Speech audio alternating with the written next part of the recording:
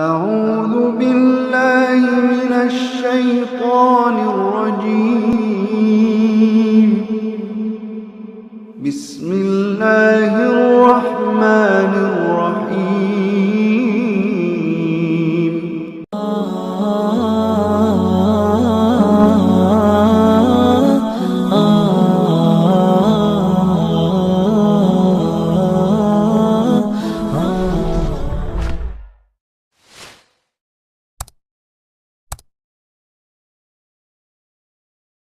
Alhamdulillah wassalatu wassalamu ala Rasulillah Sayyidina wa maulana Muhammad ibni Abdillah wa ala alihi wa sahbihi wa man tabi'ahu wa mawalah. Ashhadu an la ilaha illallah wahdahu la syarika lah wa ashhadu anna sayyidana Muhammadan abduhu wa rasuluhu la nabiyya ba'dah. Allahumma salli ala sayyidina Muhammadin nabiyil ummi wa ala alihi wa sahbihi wa barik wa sallim. Qala Allah Ta'ala fil Qur'anil azim wa huwa asdaqul qailin. A'udzu billahi minasy syaithanir rajim. Ya ayyuhalladzina amanu taqullaha haqqa tuqatih wa la tamutunna illa wa antum muslimun. وقال تعالى في آية أخرى يا أيها الذين آمنوا اتقوا الله وقولوا قولا سديدا يصلح لكم أعمالكم ويغفر لكم ذنوبكم ومن يطع الله ورسوله فقد فاز فوزا عظيما عباد الله أوصيكم ونفسي بتقوى الله وطاعته فقد فاز المتقون. Wa kana mulkuhu arba'ami'ati sanah. Begitu disebutkan dalam kitab sejarah. Wa kana mulkuhu arba'ami'ati sanah. Dia berkuasa 400 tahun lamanya. Penguasa tunggal syarqan wa gharban. Dari mulai belahan timur dunia sampai ke barat. Tunduk dalam kekuasaannya. Lalu kemudian datanglah Nabi penyeru kepada tauhid menghadap penguasa yang hebat, raja segala raja di atas dunia. Menyembahlah kepada Allah. Lalu apa jawabnya? Dengan sombong dan angkuh dia berkata, Arabbun ghairi, Arabbun ghairi, adakah Tuhan lain selain aku? Adakah yang lebih berkuasa di dunia ini selain aku? 400 tahun membuat dia merasa bahwa dia Tuhan. Sampai-sampai keluar dari mulutnya, Arabbun ghairi, adakah Tuhan selain aku? Lalu kemudian apa yang terjadi? Allah subhanahu wa ta'ala mengirimkan ba'udah. Dalam Al-Quran Allah mengatakan tidak malu menciptakan ba'udah, nyamuk. Inna Allah la yastahi ayyadriba masalam ma ba'udah. Allah tidak malu menciptakan seekor nyamuk. Wa ma fauqaha, lebih kecil daripada nyamuk. Apa yang terjadi? Nyamuk itu masuk ke dalam lubang hidungnya. Terus ke dalam batang hidungnya. Sampai ke otaknya. Dan nyamuk itu pun menggigit otak di kepalanya. Lalu kemudian dia mengambil martel memukul-mukul kepalanya. Sampai orang-orang di sekelilingnya menyangka dia gila. Sampai dia habis usaha. Makin sakit. Tak dapat dirasakan. Tak dapat diceritakan. Tak dapat diungkapkan bagaimana rasanya. Dan akhirnya dia pun mati. Dicatat dalam sejarah. Dia bernama Namruz. Begitu Allah bercerita tentang orang-orang angkuh dan sombong. Dia tidak mati disambar petir. Dia tidak mati ditimpa batu besar. Dia tidak mati karena sesuatu yang hebat. Tapi dia mati karena makhluk yang hina. Yang kita pun dapat membunuhnya dalam satu kali tepukan. Berpuluh nyawa nyamuk akan mati. Tapi begitu Allah Ta'ala ingin menunjukkan kesombongan, keangkuhan orang-orang yang merasa dirinya Tuhan. Jawabannya adalah kuasa Allah. Subhanahu wa ta'ala. Hari berganti, musim berubah. Dunia ini diisi oleh orang-orang yang angkuh dan sombong. Selesaikah dunia dengan matinya Namruz? Tidak. Lahir lagi generasi yang lebih canggih daripada Namruz, lebih kejam daripada Namruz. Apa yang dia lakukan? Yuzabbihuna abna'ahum wa yastahyuna nisa'ahum. Lebih sadis daripada Namruz. Anak laki-laki disembelih hidup-hidup, anak perempuan dibiarkan karena tidak melawan. Anak laki-laki yang dia nampak dalam mimpinya akan menarik mahkota kekuasaannya, anak perempuan dibiarkan melahirkan. Sampai pada akhirnya ketika dia berkata dengan lantang, kalimat berbeda, substansi makna yang sama. Ana rabbukumul a'la. Ana, aku, rabbukum, Tuhan kamu, a'la, yang paling tinggi. Ternyata kekuasaan boleh bisa merubah makhluk merasa menjadi khalik. Orang kalau sudah terlalu lama berkuasa, melihat manusia tertunduk-tunduk ketakutan, maka berubah dalam dirinya, berkata, kaulah yang paling berkuasa, engkau adalah Tuhan. Itu pernah terjadi pada Namruz dan menular kepada Parau. Al-Quran menyebut dia Fir'aun. Ana, aku, Rabbukumul a'la, Tuhan kamu yang paling tinggi. Bagaimana cara Allah mematikan Fir'aun? Diceritakan dalam Al-Quran. Falamma adrakahul gharaqu, ketika dia tenggelam di tengah laut merah, masuk air itu ke dalam tenggorokannya dan masuk ke dalam lehernya, terus ke dalam dan masuk ke dalam paru-parunya. Sebodoh-bodoh anak kecil tidak akan ada air masuk ke dalam paru-parunya.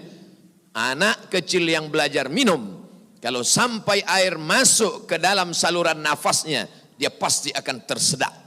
Tersedak adalah kuasa Allah. Kenapa? Karena ada saluran nafas, ada saluran minum. Udara tidak akan mungkin diisi air, karena kalau sampai air masuk ke saluran udara, maka hancurlah paru-paru. Allah ciptakan satu kuasa bernama tersedak. Tersedak adalah kuasa yang paling ringan. Anak kecil yang tak ada daya upaya pun pasti akan tersedak. Tapi Allah ingin menunjukkan kepada Fir'aun, jangankan untuk menggenggam dunia, jangankan untuk membunuh Musa, jangankan untuk mengejar Bani Israel, untuk tersedak pun kau tak kuasa, wahai Fir'aun. Apa yang terjadi? Fir'aun mati. Kenapa Allah mematikan Fir'aun dengan air? Kenapa tidak dengan batu? Kenapa tidak dengan petir yang menggelegar? Mengapa dengan air? Karena dulu bayi yang tak berdaya itu dihanyutkan ke tengah air. Wa auhayna ila ummi Musa, kami wahyukan, kami ilhamkan, kami bisikkan ke hati ibu Musa, an ardi'ihi, susukan anakmu. Fa in khifti alaihi, kalau kau takut anakmu ini akan disembelih Fir'aun, fa alqihi fil yammi, hanyutkan dia ke sungai. La takhafi, jangan kau takut, wala tahzani, jangan kau sedih, inna radduhu ilaiki, kami akan mengembalikannya kepada engkau sesuai dengan cerita yang kami kehendaki. Waja'iluhu minal mursalin, dan kami akan menjadikan dia salah satu daripada rasul yang kami pilih. 5 di antara rasul itu, salah satunya adalah Musa alaihi salam. Musa, bayi yang tak berdaya, dicampakkan ke laut, dicampakkan ke sungai Nil, selamat. Bayi yang tak dapat berenang, bayi yang tak ada kuasa, bayi yang tak ada daya upaya, selamat di atas air. Tapi penguasa, raja di atas raja, segalanya bukti-bukti kuasanya sampai hari ini menjadi bukti. Satu di antara 7 keajaiban dunia adalah piramid yang dibangun oleh Fir'aun. Tapi ternyata air yang dulu menyelamatkan bayi Musa, air yang sama menenggelamkan Fir'aun yang amat sangat berkuasa. Sekali lagi Allah ingin bercerita kepada manusia bahwa mudah bagi Allah melenyapkan makhluk-makhluk yang sombong, yang merasa diri gagah perkasa, manusia yang terkena penyakit amnesia, terlupa bahwa dia hanyalah makhluk, paru-parunya ciptaan Allah, udaranya titipan Allah, hembusan nafasnya dan tarikannya semua atas kuasa Allah. Mestinya dia berkata, la haula wa la quwata illa billah. Berakhir episode Fir'aun. Selesaikah dunia? Tidak. Muncul lagi mereka yang sombong-sombong. Macam-macam nama sejarah mencatat. Abu Lahab dengan bangganya berkata, sebelum Abu Lahab datang, datang lagi seorang pria perkasa dengan tentara bergajahnya bernama Abrahah. Dia ingin memindahkan Ka'bah karena baginya bisnis di Makkah harus dialihkan. Nun jauh di Yaman berseberangan dengan Laut Merah menyeberang ke Afrika. Maka ini Ka'bah harus dihancurkan. Dia bawa pasukan bala tentara sampai akhirnya pasukan gajah tidak ingin bergerak. Gajah makhluk Allah, binatang, tahu mengenal Allah Subhanahu wa taala. Dia paksa gajah itu berdiri dengan pawang-pawangnya. Akhirnya gajah itu berjalan karena amat sangat terpaksa dan di bawah tekanan. Sampai akhirnya apa yang terjadi? Datang Abdul Muttalib membawa kunci Ka'bah. Dia serahkan kepada Allah. Dia katakan di depan pintu Ka'bah, inna lihadzal baiti rabban yahmi. Sesungguhnya Ka'bah ini ada Rabb, ada Allah yang menjaga dan memeliharanya. Bukan aku yang menjaganya, kuserahkan kepada penjaganya. Inna lihadzal baiti rabban yahmi. Sesungguhnya Ka'bah ini ada penjaganya, kuserahkan dia kepada engkau ya Allah. Apa yang terjadi? Fa arsalna alaihim tayran ababil. Kami kirimkan kepada mereka burung ababil yang dibawanya tarmihim, melontar, melempar mereka pasukan Abraha bergajah bihijaratin, dengan batu-batu min sijil, yang dipanaskan di atas api neraka. Apa yang terjadi pada pasukan Abraha? Faja'alahum ka'asfim ma'kul. Mereka seperti daun-daun yang dimakan ulat. Tahun peristiwa itu terjadi disebut dengan Amul Fil, tahun gajah, tahun kelahiran Sayyidina wa Maulana Muhammad sallallahu alaihi wasallam. Hari berganti, musim berubah, isi dunia sebenarnya itu-itu saja, namanya berbeda, tapi sebenarnya makhluknya itu-itu saja. Dia pernah bernama Namrus, dia pernah bernama Fir'aun, dia pernah bernama Abrahah. Selesaikah dunia? Belum. Dunia terus berlanjut, melahirkan makhluk-makhluk.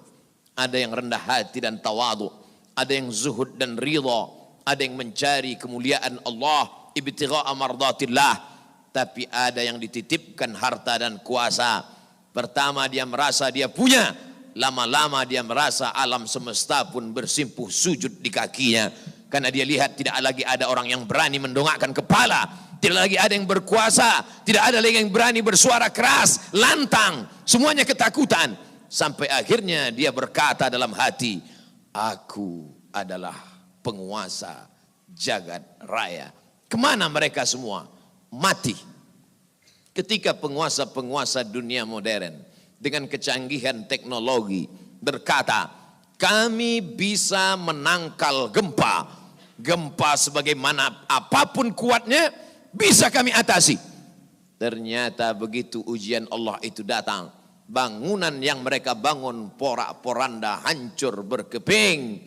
Datang lagi satu penguasa berkata, kami yang paling banyak jumlahnya di atas dunia, kami yang bisa menguasai alam semesta.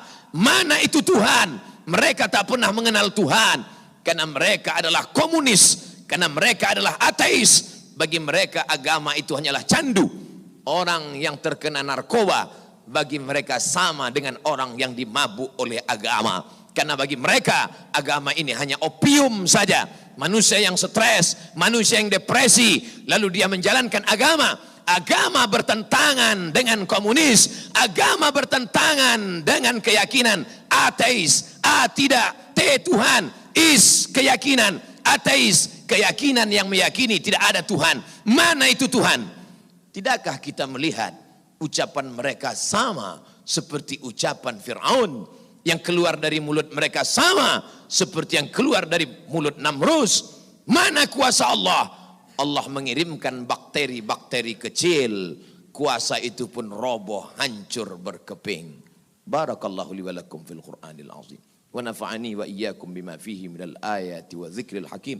Wa taqabbala minni wa minkum tilawatahu. Innahu huwal ghafurur rahim. Allahumma salli ala sayyidina Muhammad wa ala ali sayyidina Muhammad.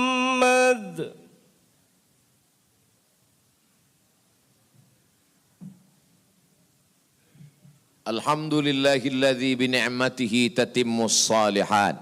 Wassalatu wassalamu ala sayyidis sadat wa ala alihi wa ashabihi ahlil fadaili wal karamat. Asyhadu an la ilaha illallah wahdahu la syarika lah wa asyhadu anna sayyidana Muhammadan abduhu wa rasuluh wa safiyuhu min khalqihi wa khaliluh. Addal amanah wa ballagha risalah wa nasaha lil ummah wa tarakana 'alal mahajjatil bayda lailuha kanahariha la yazighu anha illa halik. Qala Allah Ta'ala fil Qur'anil azim wa huwa asdaqul qailin. A'udzu billahi minasy syaithanir rajim. Bismillahirrahmanirrahim. Wal 'ashr. Innal insana lafi khusr illa alladhina amanu wa 'amilus shalihat wa tawasaw bil haqq wa tawasaw bis sabr. Wa qala ta'ala fi ayatin ukhra. Inna Allaha wa malaikatahu yusalluna 'alan nabi ya ayyuhalladzina amanu sallu 'alaihi wa sallimu taslima. Allahumma ighfir lil muslimina wal muslimat wal mu'minina wal mu'minat al ahya'i minhum wal amwat bi rahmatika ya arhamar rahimin. Allahumma a'izzal islam wal muslimin wa akhdhulil kafarata wal musyrikin ودمر أعداءك أعداء الدين. اللهم انصر إخواننا المجاهدين المستضعفين في فلسطين. اللهم انصر إخواننا المستضعفين في أيغور. اللهم انصر إخواننا المجاهدين المستضعفين في كل مكان من مشارق الأرض إلى مغاربها. اللهم انصرنا على القوم الكافرين. اللهم انصرنا على القوم المنافقين. اللهم انصرنا على القوم الظالمين. اللهم انصرنا على القوم الفاسقين. لا تدع لنا في مقامنا هذا وفي ساعتنا هذه ذنبا إلا غفرته ولا هما إلا فرجته ولا دينا إلا قضيته ولا مسافرا إلا وصلته ولا مريضا إلا شفيته ولا حاجة من حوائج الدنيا والآخرة لك رضا ولنا فيها صلاح إلا قضيتها ويسرتها يا أكرم الأكرمين. عباد الله أوصيكم ونفسي بتقوى الله وطاعته فقد فاز المتقون. إن الله يأمر بالعدل والإحسان وإيتاء ذي القربى وينهى عن الفحشاء والمنكر والبغي يعظكم لعلكم تذكرون. فاذكروا الله العظيم يذكركم واسألوه من فضله يعطيكم ولذكر الله أكبر والله يعلم ما تصنعون. أقم الصلاة.